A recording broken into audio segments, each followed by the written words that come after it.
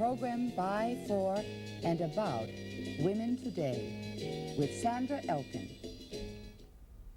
Good evening and welcome to Woman. Our topic once again is women and heart attacks.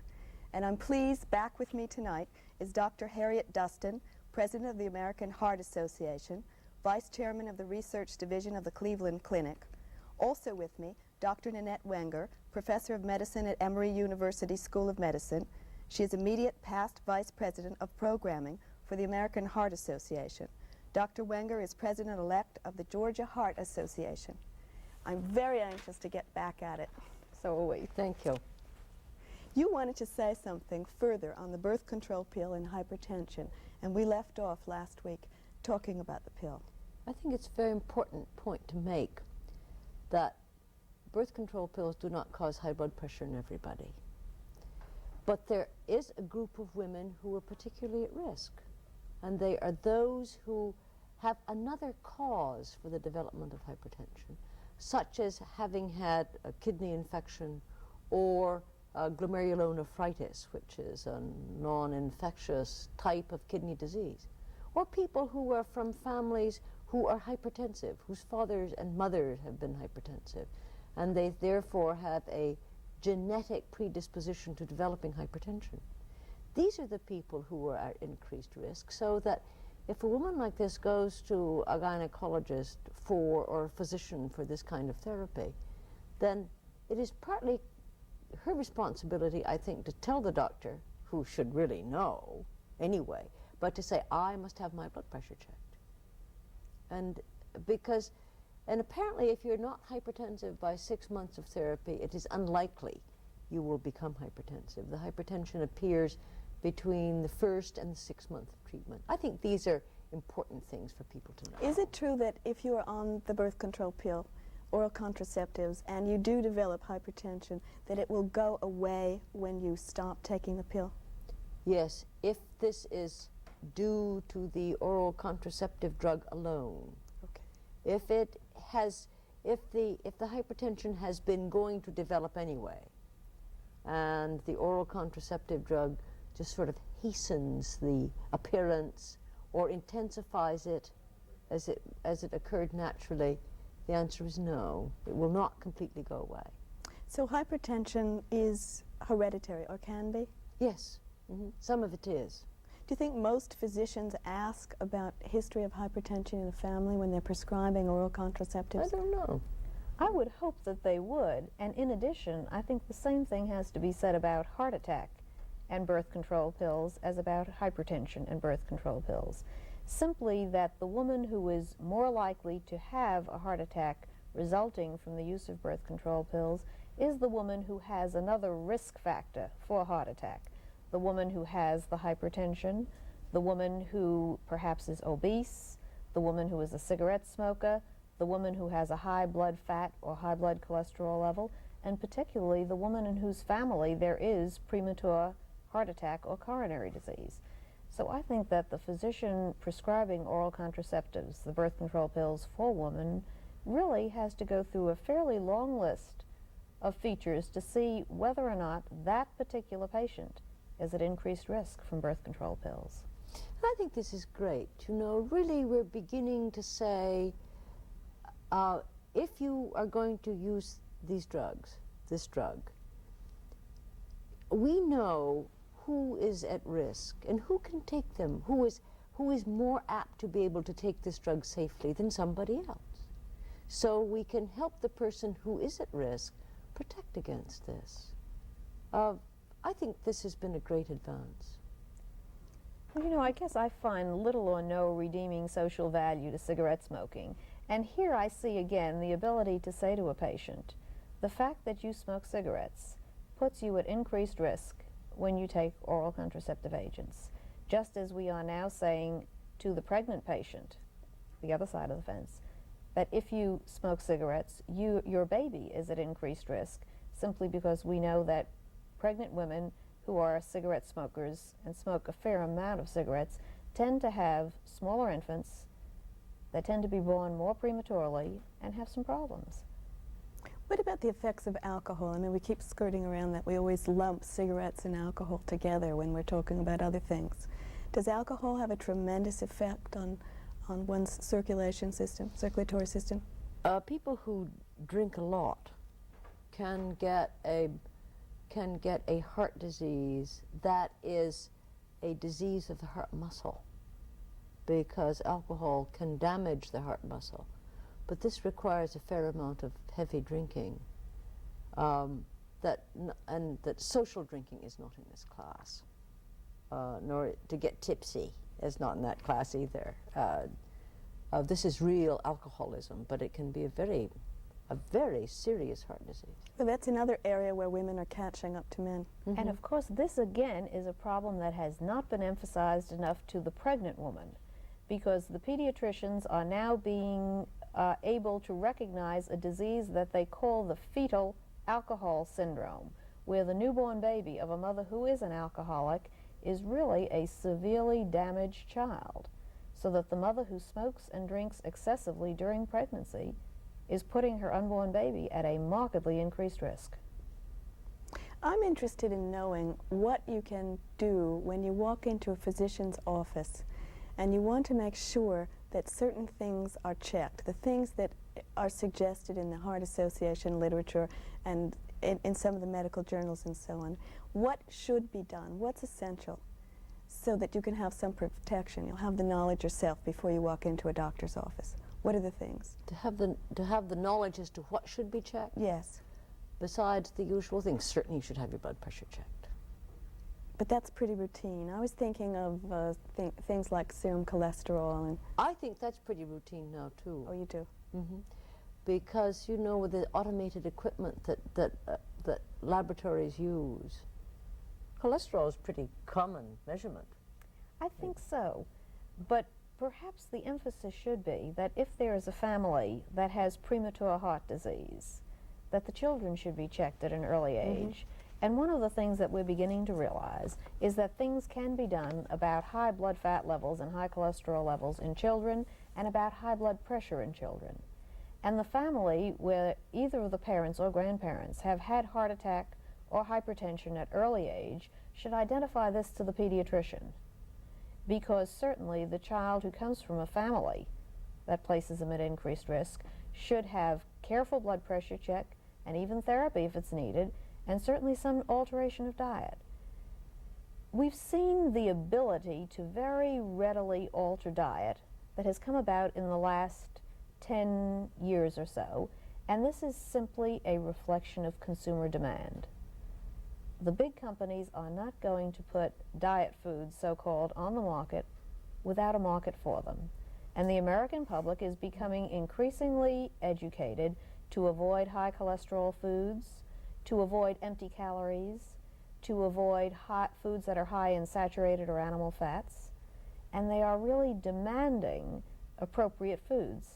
And fortunately, I think they're getting it. And I think this is one of the features that may be responsible for an almost miracle that we've seen last year.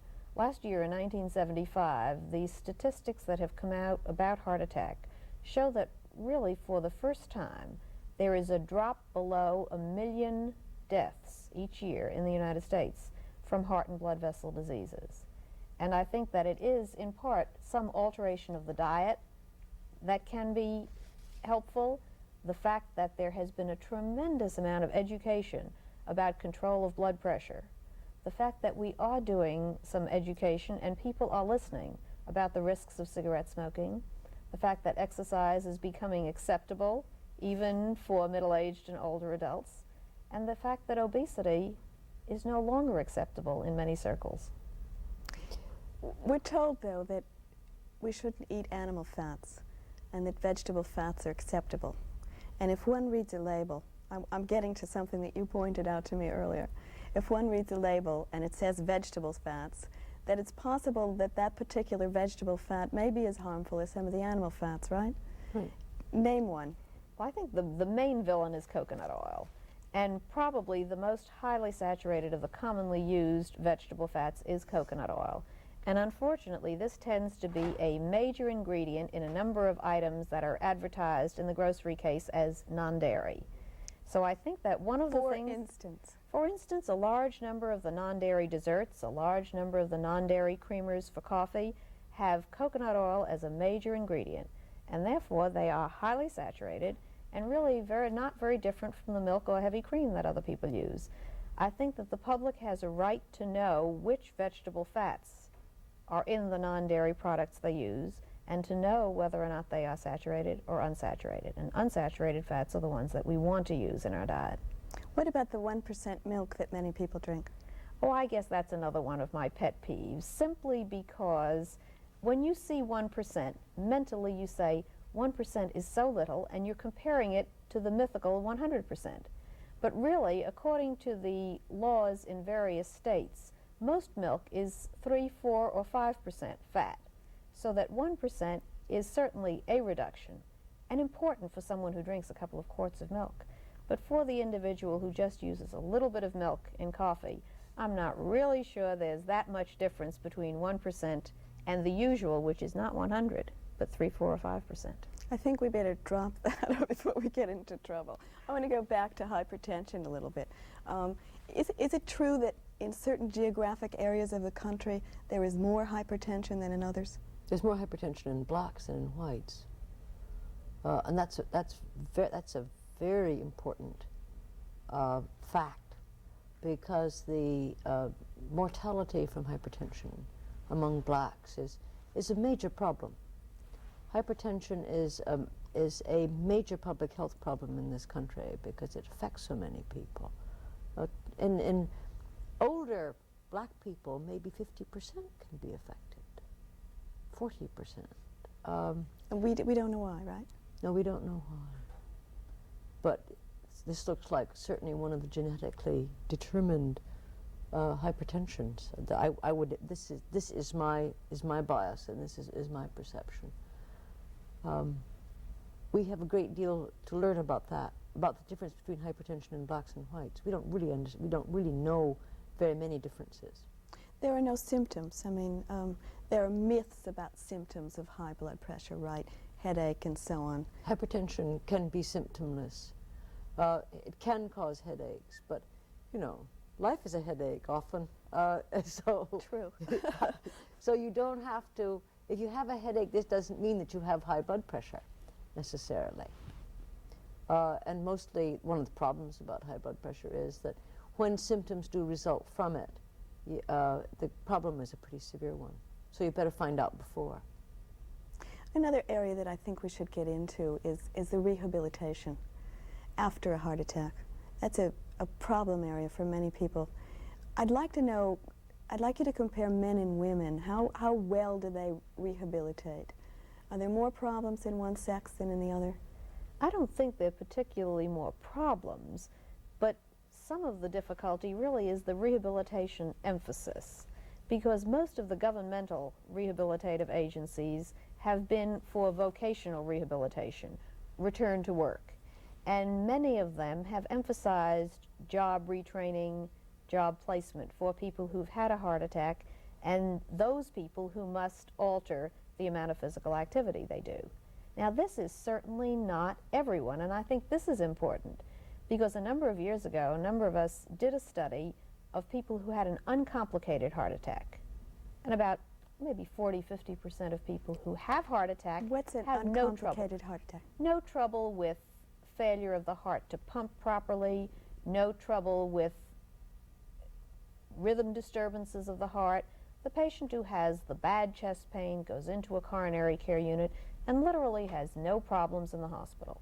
Of that group of individuals, a generous 80% of those who were working before returned to work within 8 or 12 weeks after their heart attack, and most of them to the same job. So that job retraining is basically for people who have very high level intensity work, or for people who've had a lot of damage to their heart. Now, not enough attention has been placed on the homemaker, and that is a very crucial job in our society. Very recently, the federal legislation has considered the homemaker to be a career where the governmental agencies can support rehabilitation. But now we have to train the people to work with the woman who has a heart attack. because a number of therapists, occupational and physical therapists, have particular skills to teach the woman work-saving procedures around a house, very much as industry and management do work-saving in a plant or in a factory. But the woman must know that there are several things that put an increased burden on the heart. Anything that might increase the blood pressure or increase the heart rate. A lot of what you do, lifting, pushing, pulling, anti-gravity work above the head, all of these things put an increased stress. I was telling you before that I had a patient who said she couldn't iron clothes because she got chest pain, angina, from it. And the therapist who watched her identified the problem. The ironing board was at an inappropriate height, and what she was doing was lifting the iron and working with it. Simply lowering the board and letting her work at this level allowed her to do her household chores without symptoms and without risk. And this is an area where we need very simple, basic education. This should be done before the patient leaves the hospital. I would hope that in most communities there would be something like a cardiac kitchen where the woman can be taught how to take care of a kitchen, of a household within the limits, very much the same as we've been doing for stroke patients over the years. Did you want to comment on that? No, I think that's very good advice, don't you? I do too. I'm not sure she did her a favor by allowing her to continue to iron, though. I don't know. There's a sense of accomplishment in ironing clothes, unless they get creased again. What about the relationship between men and women? How do heart attacks affect that? I think that probably most of the concerns about image may be more prominent in men simply because of the traditional role of the man as the head of the household, the wage earner, etc. And I think the societal features are such that the man is probably much more threatened by heart attack. Now that women are much more into the career world, I think this may be changing. But as I've seen it in the past, heart attack has posed much more of a threat to the man, and I think the emotional implications, maybe even the denial, as I've seen it, have been more in men than in women. Let me again, tell we're you looking for change. about a statement by Dr. Melvin Stern from George Washington University School of Medicine. And he said he found that women seem to have greater difficulty than men in making psychological adjustments to myocardial infarction and are thus more likely to become invalids following attacks. And that's why I asked you that question, because I found that very interesting. I really haven't seen that among the patients that I've seen, and I don't think a number of other people have either. Perhaps some of the difficulty may be that the community is not used to encountering women with heart attacks, and that they perhaps think it's a little bit unusual. Well, you know, why should this woman have a heart attack when this is really a disease of men? That's the only problem that I can see. But by and large, I think that the woman who is in the household certainly can do a lot more pacing and scheduling of work and altering of lifestyle more readily. I would expect, though, that for the woman who is in the business world, that this would be another major problem. Again, another excuse for the woman to be the last hired and the first fired. I think he linked it to depression, saying that in general more women are depressed than men, and in general depressed people have more trouble. Oh, I don't like that at all. And I think this may be a prejudice of who is looking at the depression. I'm not sure that men as readily will voice their feelings simply because it is not considered manly and may be just as depressed. I think you should realize that you're speaking to two women physicians. Oh, I'm quite aware of that. Who are used to often asking questions of patients that men don't ask. And I think we do this. And I think that in many ways we are more perceptive because we do not have rigidly constructed concepts of what people should be and how they should respond. Sex role stereotyping really is what you're talking about. Yeah. But the majority of the physicians who are in practice today have had their medical training with this stereotype background. No, they haven't had the advantage of being trained under us. That's right. I've read some of those medical textbooks and their descriptions of women, and I know where those attitudes come from. You have very strong feelings, Dr. Dustin, about our attitudes toward health care and what we're entitled to and disease Yes. and so on, don't you? I'd like you to talk about that a little bit. Well, I think that the increasing emphasis in this country and in other countries on providing illness care for everybody and calling it health care has denied one of the major facts of life, and that is that health is as much the concern of the individual as it is of the physician. That really, when you talk about health care, you talk about illness care. Health insurance is not health insurance. It is illness insurance. And there is a derivative of that that I think it's very important to understand, and that is that if we provide so-called health insurance, then health is a God-given right in any republic such as ours. And that implies that it is the government that is responsible for us remaining healthy, and that we do not ourselves have a responsibility. And that is a hoax, because health is an individual responsibility. As we were speaking earlier, exercise, proper diet, don't smoke, go to see a physician who can identify risk factors that we have. I think Is that strongly enough expressed? Yes, that's very strongly expressed, and I agree. But you see, this is a problem that the schools have not yet addressed themselves to. Very simply because children, as they're taught things about their bodies, are taught about diseases. And if you think of the biology or hygiene or what is called euphemistically health education in the schools, people are not taught about health. And again, I think this is a responsibility that is ours, to see that there is appropriate health education for our children, that they know what to do to maintain health. It is a public responsibility. It is not a governmental responsibility. Educators are very responsive to the public. One of the things that we've done in Georgia, and we've been very, very pleased with the response to it, is we've taught children about blood pressure. Taught them in the grade schools, and this is a program that has received some national recognition, how to measure blood pressure, what it is, so it's not strange. And the impact on the community, simply because young children learn about this, is unbelievable. They learn the features that are necessary to maintain the health of their circulation, and from that they understand what disease is. You can't have someone understand disease when they become ill unless they have a background in health. And we have not given our American public a background in health. Yeah, that's very interesting. And that's very important. There's one other question that always seems to come up with people who've had some kind of heart disease, and that is sex. What is possible, what isn't possible, what should be and what shouldn't be? Does it depend on the kind of heart disease at all?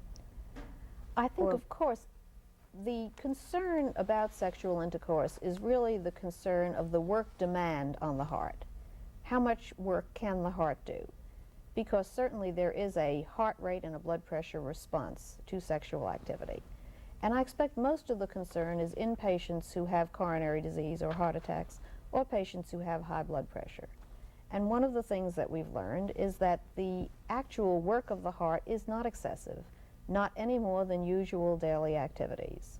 So that today most physicians are recommending to their patients who've had a heart attack that when they resume their usual daily activities, they can also resume sexual activity. It's very important that the physicians spend time and counsel both partners, because a frightened husband or wife is really doing no favor to the other partner who may be the one who's had the heart attack. And it's important that the physician do family education, both spouses. You told me a very startling thing, and that was heart attacks can often break up a marriage, that there's a high incidence of divorce in heart attack victims. Well, this I think many people have seen. A lot of divorces do occur after a heart attack, and I think there may be several reasons for it. This is a life crisis, and sometimes the person who's had a heart attack has an opportunity to examine and will say, I just don't like the way I've been living. I want out. That may be one reason. The other reason, and I think we tend to see this very often, is that when the man has a heart attack, the woman temporarily assumes a great deal of responsibility, financial, managerial, etc., where this has not been the family role before. And sometimes the woman tends to be reluctant to give this up. And of course, for the man who has been in charge, who already feels damaged by a heart attack, this can be devastating. The other thing that we see in a family constellation perhaps relates to the myth that people who've had a heart attack should not be subjected to any stress or worry, so that all the problems are whispered about somewhere else. And this is a situation that causes depression, anxiety, and all of the family conflicts that may lead to divorce. Again, it's important to educate the family when someone comes home after a heart attack, not just the patient, as to what's happened and what should be done. And this is a responsibility of our healthcare system. You said something to me last night that I thought was very important that we bring out, Dr. Dustin. Since surgical sterilization is becoming increasingly popular, and because that means menopause sometimes, are the women in a higher risk category? If the sterilization involves removing the ovaries, if it just means tying the tubes. So that wouldn't mean laparoscopy. That would not include a laparoscopy, no, which is just tying the tubes, right, but kinds of hysterectomy. Right? Well, hysterectomy, as long as an ovariectomy goes along with it. But it's the ovaries, of course, that produce the estrogen. So women who are having surgical sterilization of that kind should be aware of that. Mm-hmm. We're out of time again. And I'm delighted that you've both been here. And thank you very much. Thank you very much. Thank you. And thank you for watching. And good night.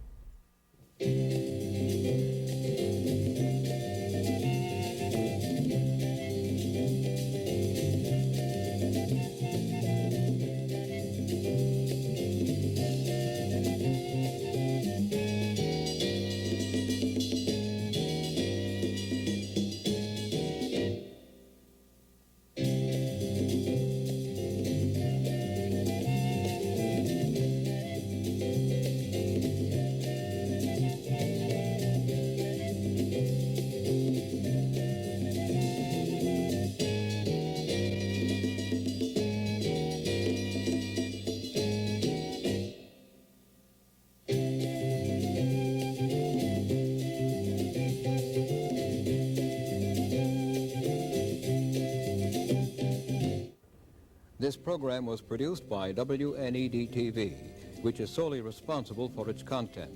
Major funding was provided by public television stations. Additional support was provided by unrestricted general program grants from the Corporation for Public Broadcasting and the Ford Foundation.